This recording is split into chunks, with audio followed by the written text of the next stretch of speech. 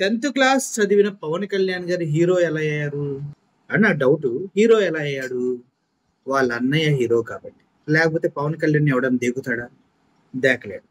సరే, ఈ టాపిక్ అంతా నేను ఇప్పుడు ఎందుకు మాట్లాడుతూ ఉన్నానంటే, ప్రసాద్ అంట చిగిలి శెట్టి అంట. అన్నగారు, ఈయన పేరు ప్రసాద్ చిగిలి శెట్టి అని ఉంది. అన్నగారు కొద్దిగా ఎక్కువ వాగారు. ఆడవాళ్ళ గురించి కొంచెం మాట్లాడేప్పుడు వాగుడు కొద్దిగా కంట్రోల్లోనే ఉండాలి. కానీ మనోడు కొద్దిగా పవన్ కళ్యాణ్ అంటే పిచ్చి ఎక్కువ ఉన్నట్టుంది. ఆ పిచ్చి కొద్ది ఎక్కువ మాట్లాడారు. మీలో అందరినీ నేను అడుగుతున్నా, మీరు పవన్ కళ్యాణ్ ని చూసి ఎన్నాళ్ళు అవుతుంది? ప్రెస్ మీట్ పెట్టి ఎన్నాళ్ళు అవుతుంది?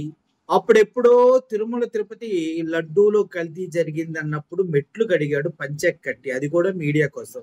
ఆ తర్వాత పవన్ కళ్యాణ్ ని మీరు ఎప్పుడైనా ఎక్కడన్నా చూసారా? అవునండోయ్, ఇంకో సీన్ ఉంది, సీజ్ ద షిప్, కాకినాడలో కామెడీ డైలాగ్ ఒకటి చెప్పాడు, అక్కడ గుర్తుంది.